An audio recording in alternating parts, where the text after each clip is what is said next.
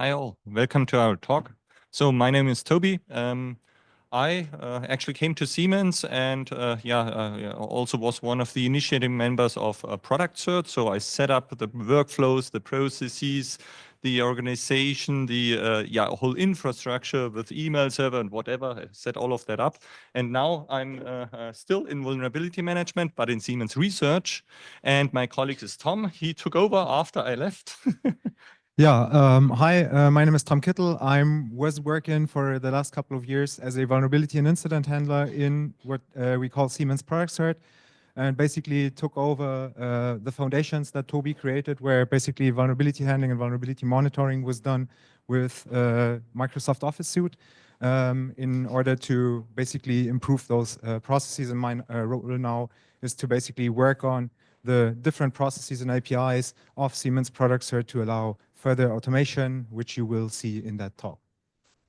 So, and now a little bit of introduction to Siemens, actually, because I think not all of you know what we are doing, and I'd like you to know, what kind of challenges we are facing in regards to vulnerability management. So, what is Siemens doing? Siemens is, first of all, creating products. We're developing a lot of software. We're developing embedded devices. We're developing SaaS products, whatever, all over the place, actually, completely different product types. This is actually an industrial controller that you can see there, which is usually a PLC controlling factories, whole factories. And that's being produced actually, in the 10,000s and being sold out of on the market here. That's one part we are producing. The other item we're doing is we're integrating solutions. So for single customers, we are building factories, for example. We are building, we're constructing buildings. We are constructing stadiums, actually, anything like that. So very customized infrastructure for customers that are then taken over and being operated by the customers themselves. And last but not least, we are also operating quite a lot of things, not only IT infrastructure, but also industrial control system infrastructure. This is actually the factory that is producing those industrial controllers that you can see here. And of course, all of that is automated, and we are operating all of that. So quite a broad area. And in regards to products, it's not only those industrial controls, it's also about trains. We are producing infrastructure for trains, including the traffic lights, for example, for the railways, and whatever. So it's quite a broad scope that we have here. And this is why, we also have quite a distributed and definitely not homogeneous projects that are actually being developed inside Siemens here. So so now for a little bit of motivation for the beginning. So if we're thinking about kind of product security and kind of a Siemens ProductCERT, the process that you know or that's publicly known is that there's basically a input of vulnerability information. So in our case, ProductCERT@siemens.com, where any researcher, security company, individual can basically send their security-related questions and cases to. Then there's a magic process in between, and on the other hand, there's basically a website of PDF documents, HTML documents, where you can download information about vulnerabilities. That's basically the known part, but please, next slide. There's a slide that you have seen before. So the amount of vulnerabilities and the amount of data that we have to handle is raising over the year. You have seen that slide before. This is basically the number of vulnerabilities across the year. What I want to really get into is, are you aware of this triangle? Please, next slide. Which is what we call the Bermuda Triangle of undiscovered or unpublished vulnerabilities. Next slide. Because that is basically a point where the MITRE organization still was using a very manual process to assign CVEs. And basically, if you were not part of the ecosystem, the resources were allegedly missing to give you out those CVEs. So basically, in 2016, the CNA ecosystem was created. So Siemens got its own CNA, and we could start, amazingly, to publish these vulnerabilities or interact with the ecosystem in a much better, much more efficient way.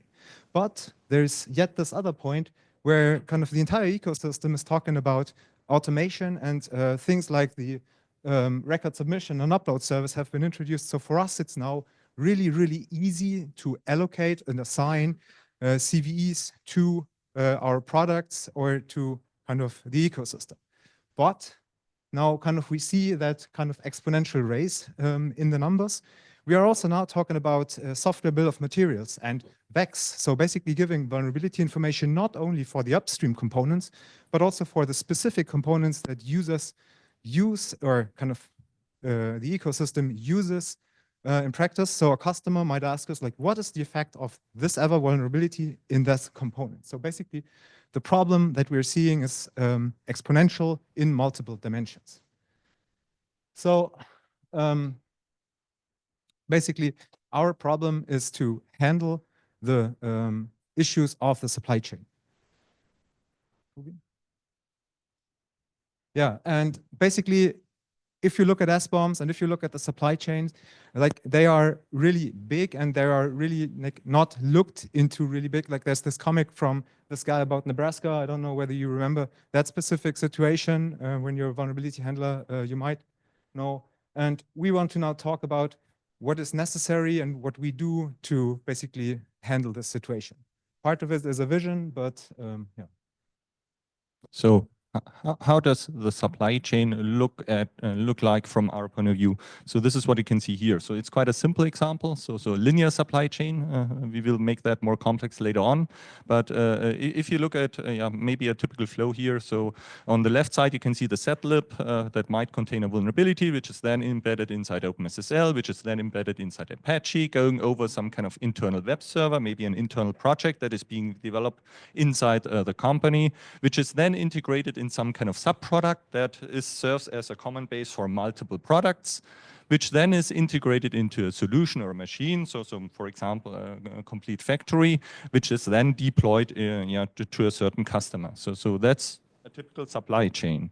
And our problem that we have actually is that those are entirely different project types. So it's, on the one side, it's software development. On the right side, it's more about setting up the systems, configuring the systems, hardening the systems, having networks and systems with IP addresses, whatever.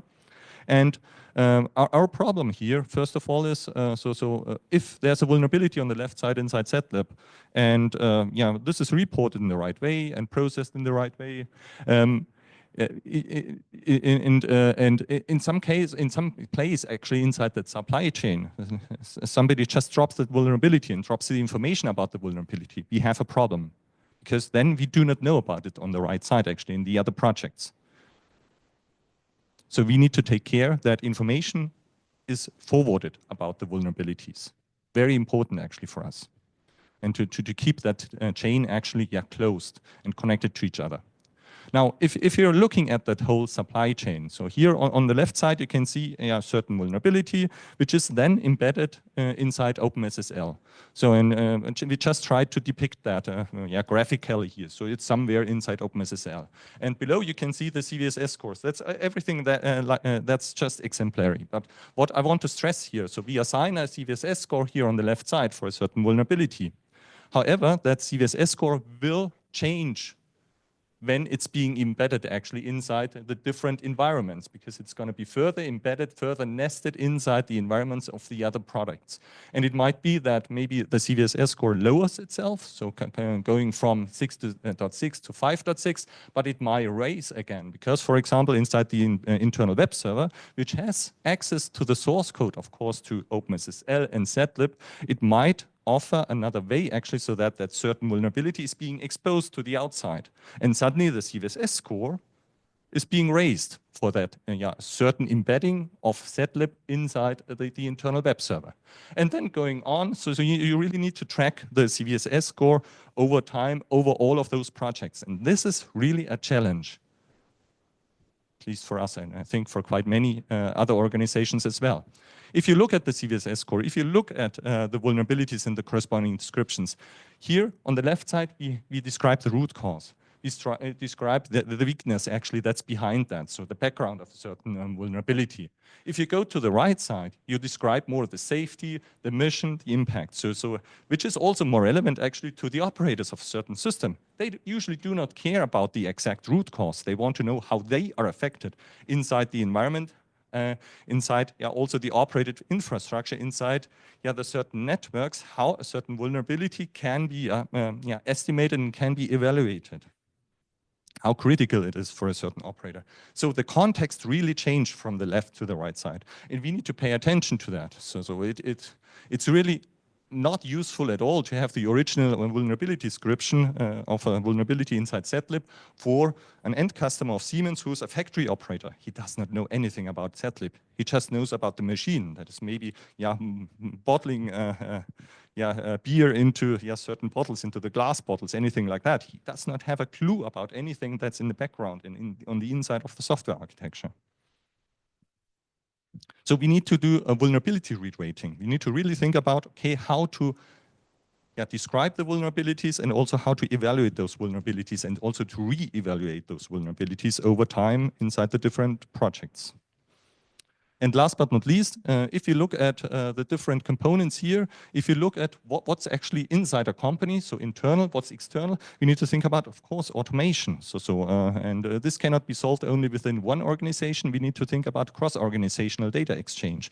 We need to think about the standardized formats. So for example, CSAF, for example, CVSS, another example. For example, also SBOMs, which play a really important role in that context as well. Maybe let me add to that specific slide before. So one of the contexts that we pretty much see in this ecosystem is that along the supply chain, there are many people involved that basically have very different views on the systems. So typically we go with an approach like have one tool to rule them all, everybody's using that tool, everything's going to be fine, but kind of force the ZLib people to use the same infrastructure or same tooling as the run or operate a airport people, that's not going to fly. So basically our focus is really to make sure that the different tools that are written for partly different use cases interact in a good way to leverage the same data. So those are pretty different, but on the other hand, kind of what we are doing here, and this is also something that we internally see a lot, kind of there are a lot of fights like this is a component, this is a product, this is an application, this is an API, like you got several terms for what is basically you recursively take some dependencies, throw them in a bowl, put some glue code on it and distribute it further. So basically the recursive problem is kind of the same across every layer of that chain, but the technical implementation or the tooling around that might be very, very different according to the specific use case. So, and of course, if you have a single vulnerability, there might be several products actually being affected by that same vulnerability. And we wanted to give you an example here of one of our advisories. So you can't read the text. That's not really necessary because we zoomed in. So that's exactly one CVE that's being described in that advisory. And we have multiple CVSS vectors and multiple scores. So on the top, you can actually see the upstream rating that was coming into the product cert actually. And then you can see different vectors actually that were evaluated according to the context of a certain vulnerability inside the different products. And here you can see you've got different scores. So we've got 9 on the above and we've got 7.7 for the below vulnerability. Just as an example, that's real. We need to assign different CVSS scores, different CVSS vectors. We need to write different descriptions how a certain vulnerability is being affected inside the different products. So now a little bit back to motivation. So we showed you that the number of vulnerabilities is rising, the number of requests is rising, and that the problem of a supply chain exists. But also if we look at that, kind of look at a specific product, specific example, you can take anything. You can take a PLC, you can take a SaaS service.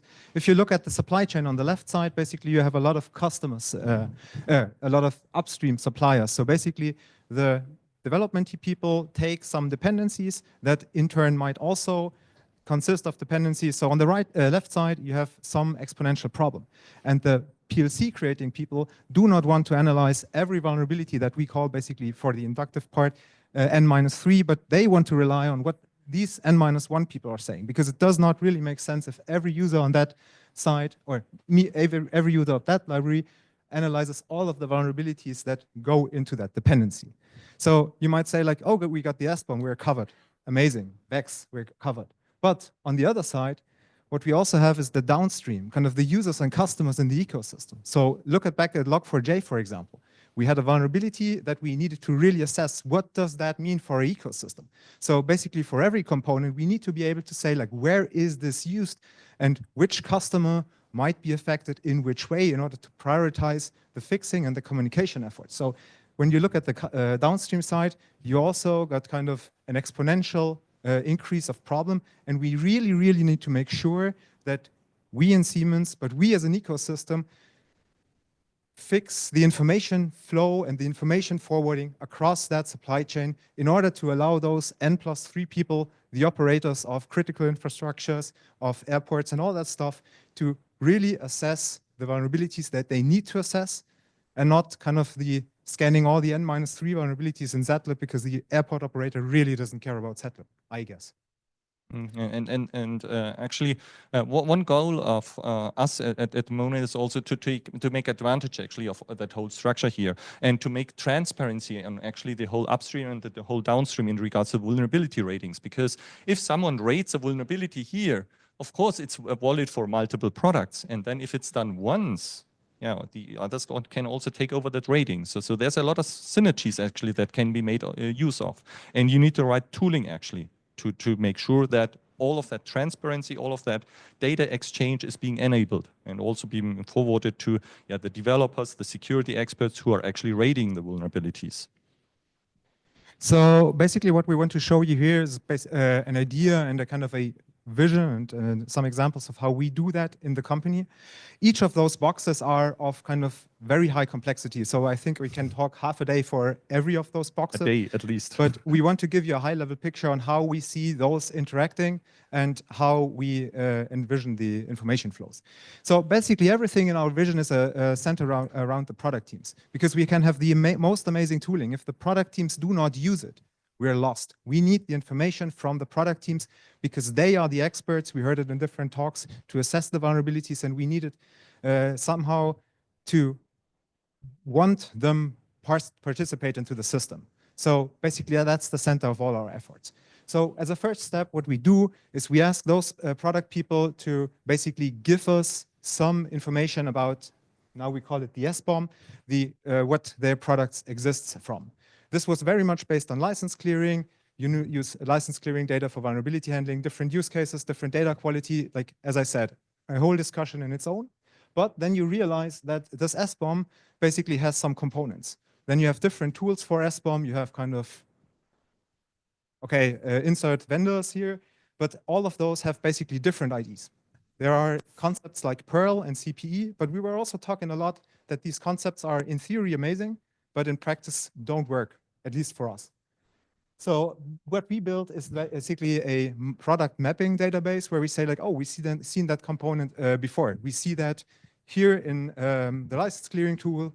We've seen that here in that other tool, but also please be aware that this is not kind of on the consistency of like, this is OpenSSL, but this is OpenSSL, this is OpenSSL in Fedora, this is OpenSSL in Debian, this is OpenSSL in Red Hat.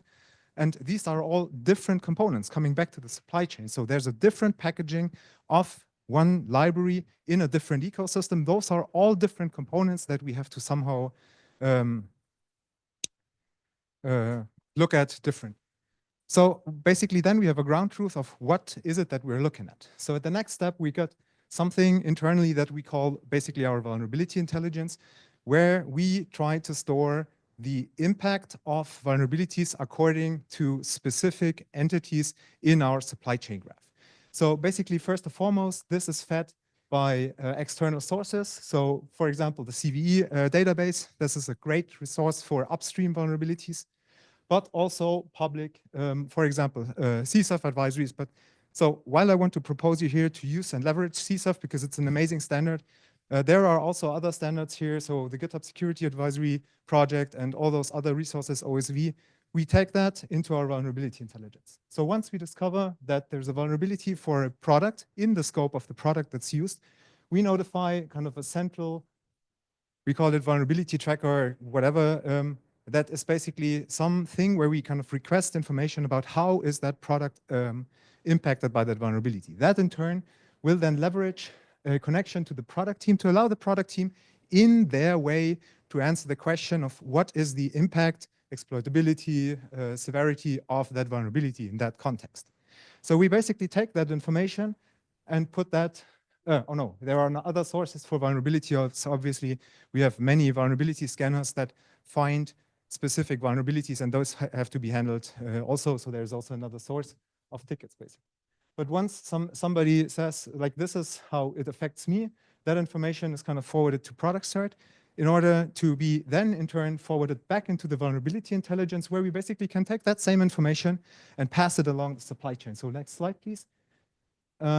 So basically, we create another ticket for another entity in the supply chain. But now, basically, you realize that there is not only one vulnerability tracker, but there is, next slide, please, many of them. It's because we, did I not? Okay, animations failed, this will come. So once this is basically done through the supply chain, we can then in turn take this vulnerability information and put it also back into the external databases. So please, again, so for example, we as Siemens ProductCERT, and you saw that in the beginning, have that list of security advisories that we are publishing. We would want to also put that back into the CVE database, because we want to have kind of a common database that all of us are using, that the scanner vendors are using to get that information, but due to limitations, Toby will talk about it. Yeah, and basically, now my animation is here. What you see here in the middle is basically what we as Siemens ProductCERT are trying to push and are somehow a little bit responsible in this ecosystem. But yeah, as I said, we can just talk about every box for ages. It should not be the duty of a emergency response team to do product mapping. So we as a society, we as an economy need to somehow improve on naming things and talking about the same things with the same names. And what's maybe also important to note is here, we need transparency. So in some places, we need to centrally collect data about vulnerabilities. And this is why we've got central components actually in that overall workflow. So Siemens PCERT, the vulnerability intelligence, also the SBOM database, where all the necessary information all over the place, all within Siemens, is actually being stored. And if you look then on the left side here, we've got multiple scanners. Of course, you need multiple scanners because you've got different projects, different programming languages, different environments. And at the moment, we also have different vulnerability tracking systems. However, consolidation would be needed there as well. So we face quite a lot of challenges in that regard here. Before you go into the limitations, maybe let me add, it is of utterly importance that we use the same vulnerability intelligence data along the entire supply chain, so that basically the same information is flowing from SATLib to the airport operator, and we try to work in that direction. Okay. So, yeah. Component mapping, it's really still a problem for environments without package managers. So we want to go into the direction of using package managers for almost everything. However, that's only possible for greenfield projects. So the new projects, the modern projects, modern DevOps projects. If you look at so-called brownfield projects, so we've got products around there that are 30 years of age. So the first line of code maybe was being written 35 years ago. So no chance actually that we will be introducing any kind of package management in those systems. Yeah, we only can make the future better in that regard here, actually. Second part, duplicate vulnerability notifications, actually. So if you look at that whole graph here, so we've got vulnerability intelligence providing information about new vulnerabilities. We've got a lot of different vulnerability scanners providing information about new vulnerabilities. So you need to make sure that you don't get duplicates from those both sides actually here. So that's also a challenge. But one solution might be, and is currently being tested, is actually adapting the SBOM. So we've got a specific SBOM then for vulnerability management, where only the necessary components are contained in, and all the components are being left out that are already being covered by vulnerability scanners inside a certain project. So this is highly project specific. So maybe to add on that, try to see the SBOM as kind of a routing mechanism. When we find a vulnerability in a scanner, we want to see what is the affected scope and ask the right people. Because if we have kind of asset responsible operators, they don't know about the products that they're using. So the product people should be asked so that the operators can then use and leverage that information. Next one, I already talked about that. Transparency of rated vulnerabilities in SBOMs, very important actually. So this is why we need one central place where to store all of the data. Next item, so ensure forwarding of internal vulnerabilities with that internal vulnerability DB. I already explained that in regards to that linear supply chain I showed in one of the previous slides here. Very, very important actually, because else we will forget vulnerabilities and we do not want that to happen. And then, yeah, the CVE database, that's your part. Yeah, exactly. I complained about this a lot. So now you see why this is basically a struggle for us. And the third-party vulnerability scanners, yeah, they need to have adequate coverage of your vulnerabilities. So on the one side, you need to ensure that you do not have duplicates actually inside the whole workflow. On the other side, you should ensure that you do not have any kind of gaps here as well. So quite a lot of work on the side of the project, but as said, that's very project specific how that's going to be handled and how it's going to be configured. So that's it. Thanks for your attention.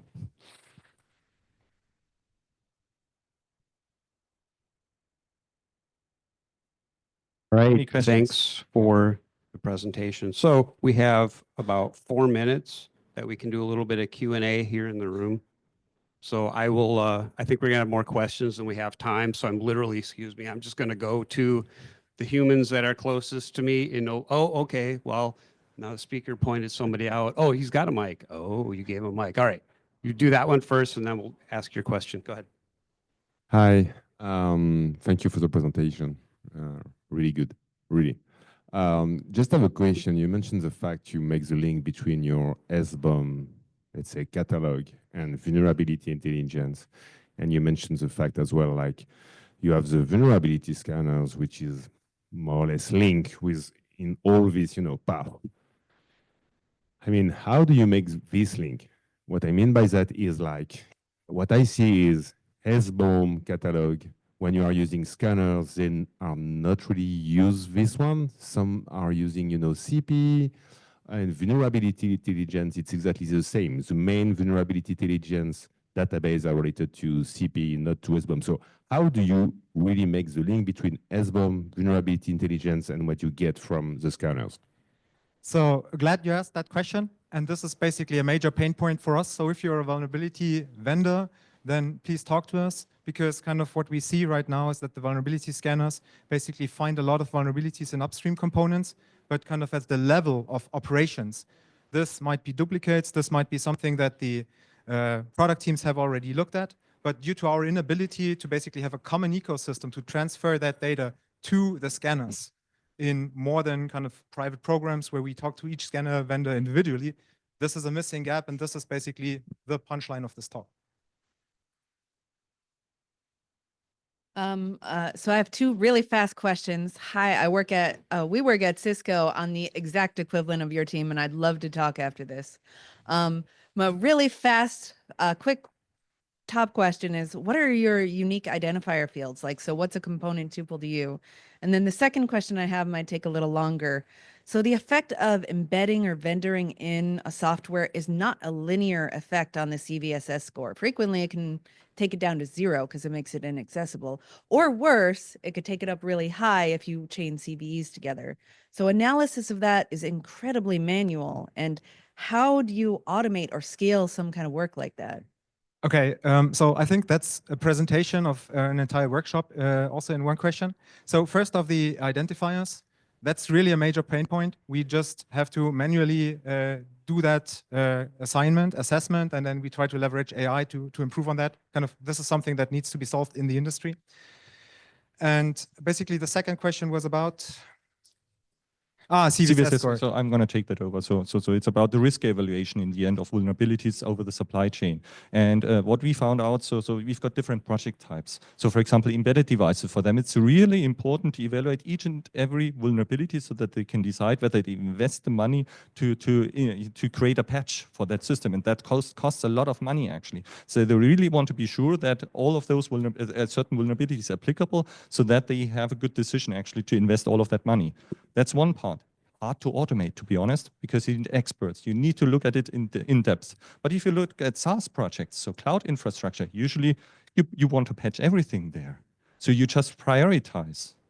That's one example here. So you want to keep all the libraries, all the dependencies up to date, and you just want to prioritize what parts should be patched first. And for those cases, it's easier to provide automation and to